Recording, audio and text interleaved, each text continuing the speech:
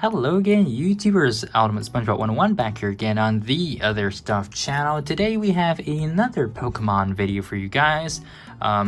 If you have checked out the videos regarding Pokemon here on the channel before, you might have stumbled upon some Pokemon Ultra Sun and Ultra Moon strategy guide / Pokedex unboxing and reviews. So recently I ordered a new strategy guide which I have not reviewed on this channel before, and I got it in a mail day video that just went up on the channel, on my SpongeBob channel today. So we're going to be unboxing and reviewing this that I got in the mail day, Pokemon Sword and Shield, the official Galar Region Strategy Guide. So it includes a complete walkthrough of your adventures in Galar, tips for building your ideal Pokemon team, rundown of all new features including Dynamaxing, and at the bottom here it says includes bookmark and mini poster map. So on the back here shows you extra stuff, what you need to know to take the Galar region by storm. Okay, and then finally this is the double-sided, well, not the double-sided, the Galar region map, as well as the double-sided bookmark, and of course Amazon. So yeah, I'm going to unwrap this off camera, so just hang on for a bit.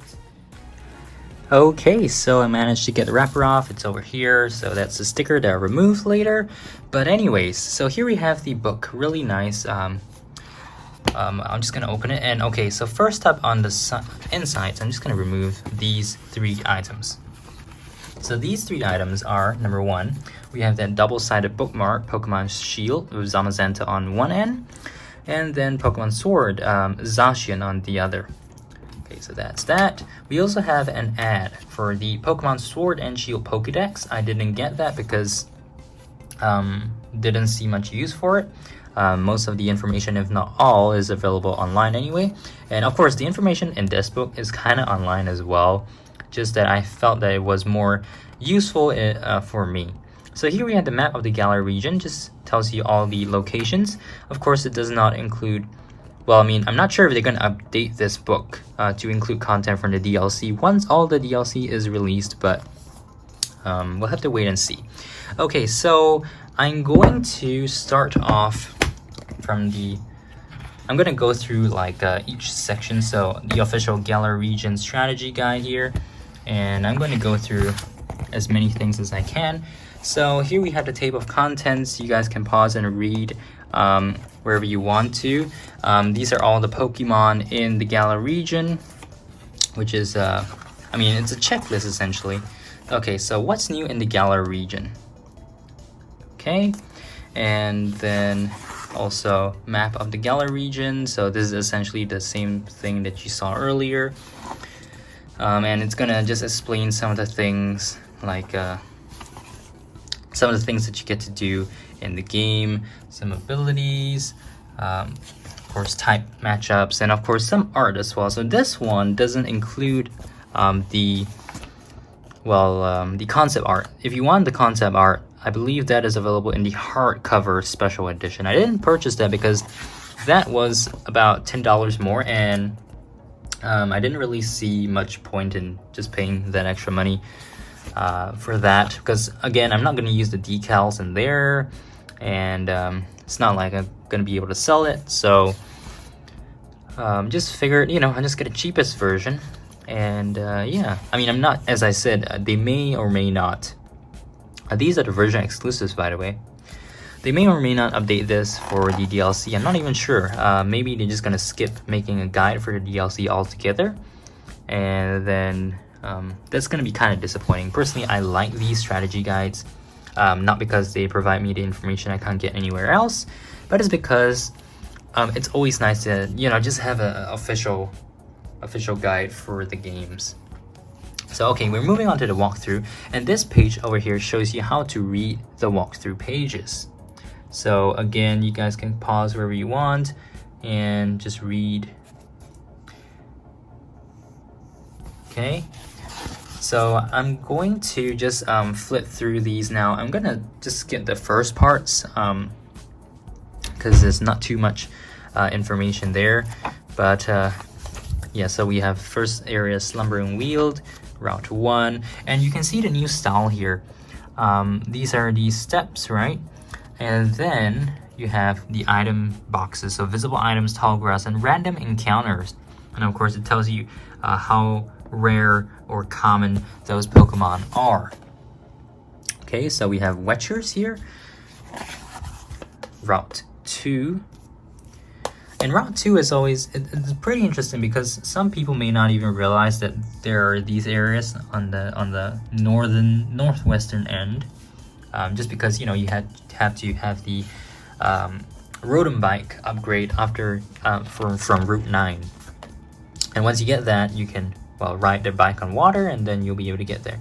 South Walled area, so I'll just give you guys a better look at this one because I think this is the more interesting part. So here we have the event, right? Pikachu and Eevee G-Max versions. Of course, now they're available in the events or in the wild area events. Or at least at the time of the making of this video, the promo Pokemon is G-Max Meowth. So, yeah, this is Motostoke.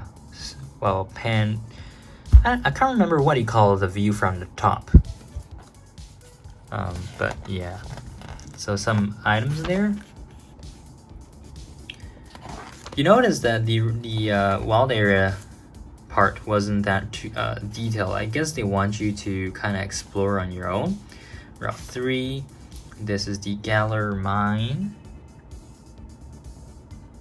So very unusual shape there.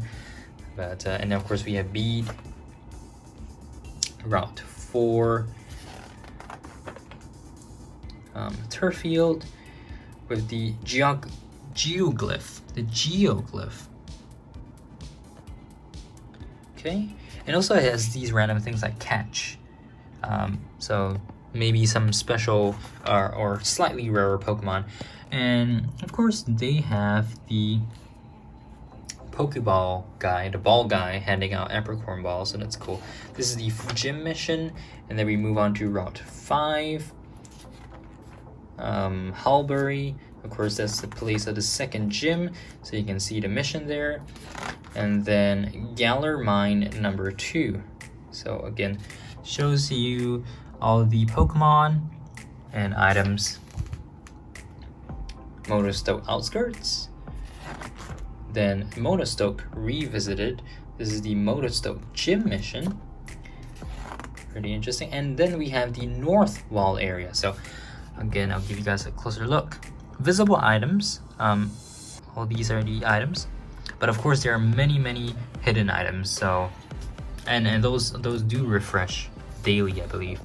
So we have a couple areas. Firstly, the Motostoke Riverbank, Bridge Field, Stony Wilderness, the Dusty Bowl, over here Giant's Mirror, Hammerlock Hills, Giant's Cap, and then Lake of Outrage. So yeah, that is the North Wild area. And then we get on to Hammerlock. There are a lot of stuff you can buy, from TMs to just vitamins. Not really vitamins, those... Wait, are calcium and carbos vitamins? I think they are. HP up, iron, etc. You can also get some ribbons from the house in Hammerlock. Route 6. And then of course this introduces you to the mix and match fossils. Then we move on to Stow on Side. There's the street market information here. I think this might be useful for you guys. Just consolidates all the items that you might be able to purchase from the bargain seller. Okay, so we have Stow on Side gym mission. It's a split gym, so it's Bia, the fighting gym leader in Sword, and Alistair, the ghost type gym leader in Shield. I think it's ghost type. Yeah, ghost type.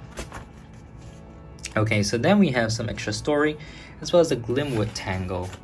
Battle and Leah, where the 6th gym is. Gym leader Opal.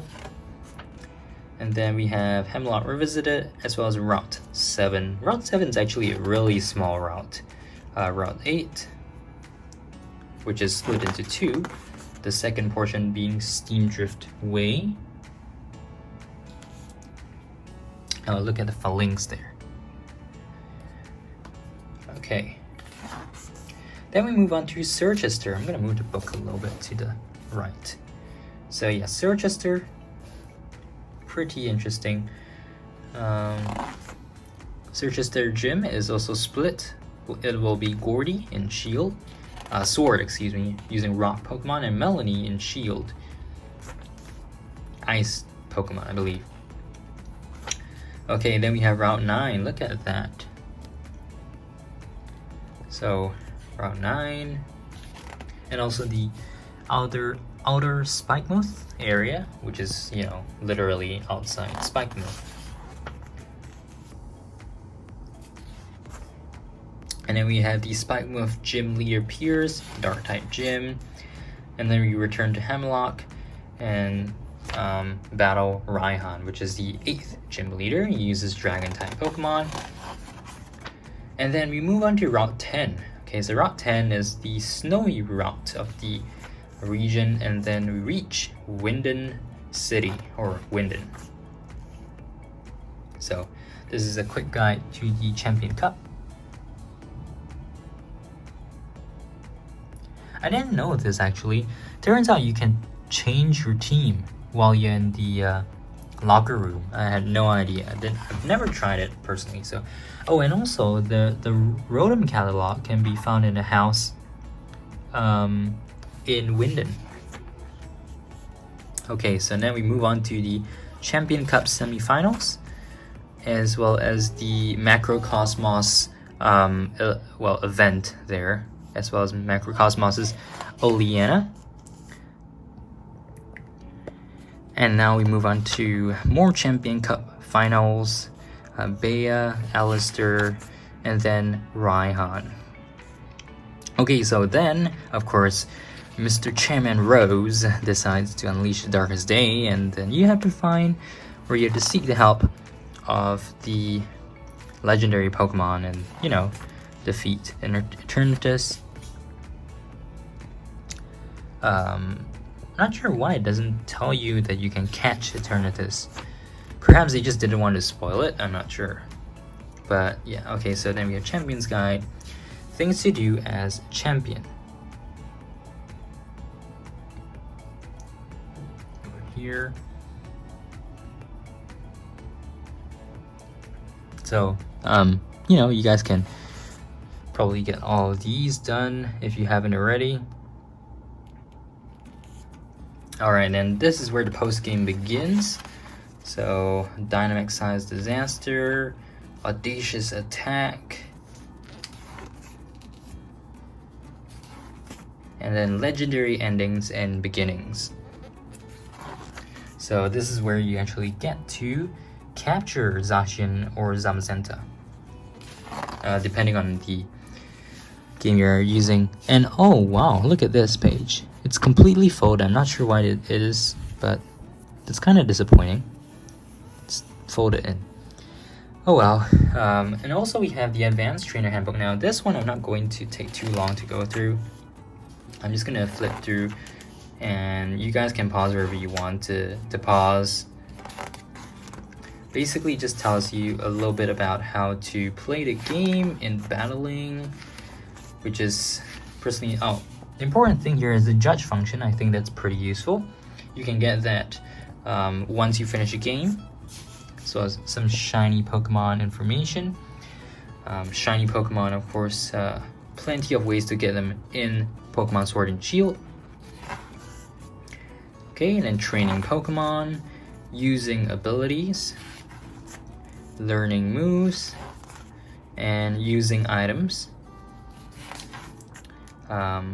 Status conditions, boosting and lowering stats in battle, speed and priority, taking advantage of weather and terrains, and then combos. So that's interesting. More battle practice. You can play in battle cafes, champion tournaments, battle towers, and the victory station.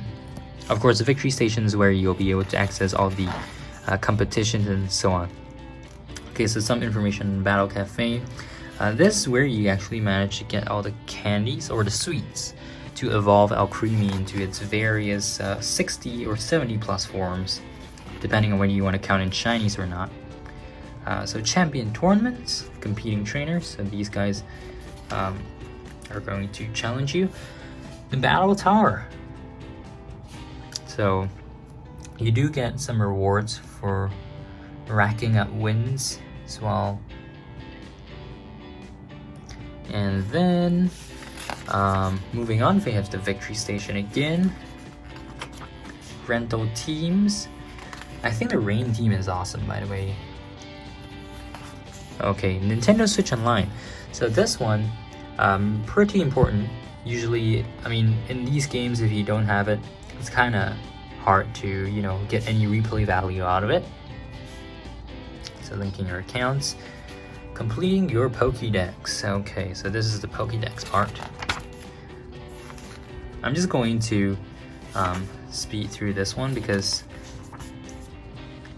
nothing too special. Here are the evolution, Pokemon to evolve using evolution stones, max rate battle Pokemon only. This might be useful. Okay, and then Gigantamax Pokemon.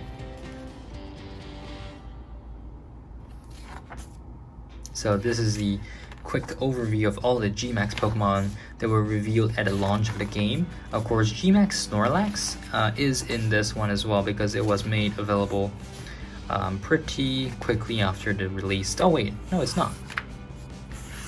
I didn't miss it, did I?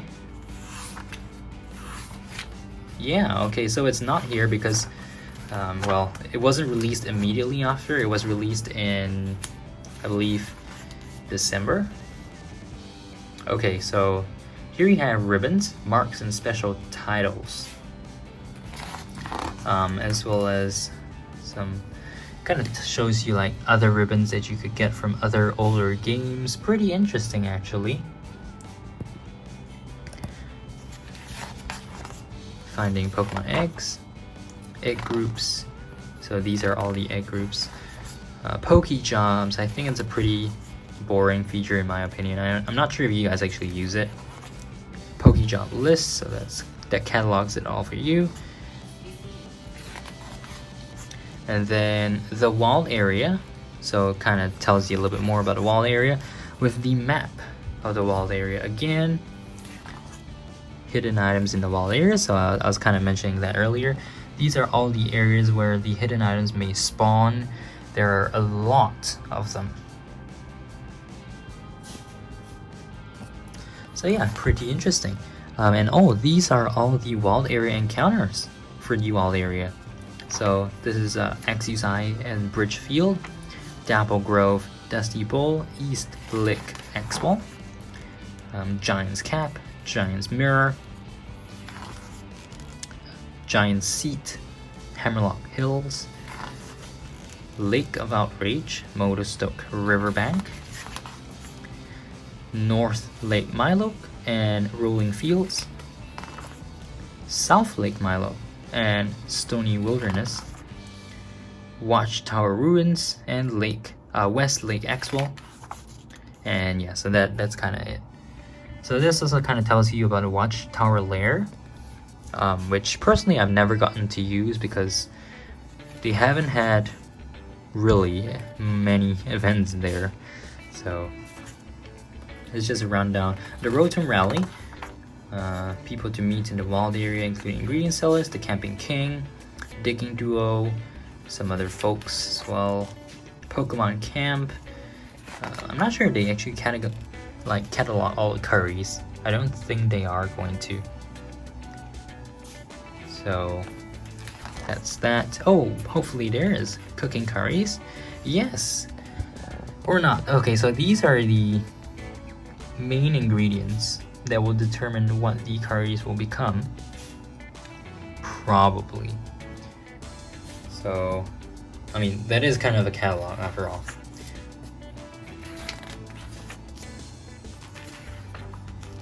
Here we have a map of the whole region, curry decks, camping, Wycom, very important. Lead cards, slightly less important, but still cool. So we have all the backgrounds. All right, and some of these backgrounds have different requirements, or at least many of them have well, different requirements, including these special battle tower ones. That's pretty cool. We also have effects and frames, and then expressions and poses. And this over here is coatings. Okay, so lead card collection. These are the lead cards that you'll be getting in game. And then of course, trainer customization now. Outfits you can obtain with all the uniforms as well. It's pretty nice that they cataloged all that. I'm really hoping to see more gyms in the future. I'm not sure if they are ever going to do that, because so far the Isle of Armor has no information on new gym leaders aside from Clara and Avery, but those two are not exactly full scale gym leaders. Okay, so it shows you some of the things you can get in the shop, in the boutiques at least, and then adventure data. So these are all the moves. This part I'm just going to just skip through it because it's way too many to get through. Okay, we have priority moves as well as Gmax moves. I'll just show you guys this. So those are the Gmax moves excluding Gmax Snorlax. Oh wait, so those are max moves when you Dynamax, and these are the Gmax moves. And tutors and so on. So we're almost to the end. TMs as well. And finally, some abilities. So let me just take a look here. I'm just gonna flip through this. Base points for battling wild Pokemon. Items. Battle items, berries. Other items, including mints and stuff like that. So basically just a catalog of the items. And at the very end, this is the BP shops. Shop list. So there are some of the items that you can purchase, as well as a type matchup chart. And then we end off, of course, with the credits. So overall, yeah, that is the Galar Region strategy guide. Hope you guys enjoyed the video. Make sure to subscribe, like, favorite, comment, etc. Keep right here on the Other Stuff channel. And yeah, comment box below. Are you gonna get this? Do you have this? Or do you hope that they'll update this for the DLC? So yeah, that's all for this video. I'll see you guys next video. Bye!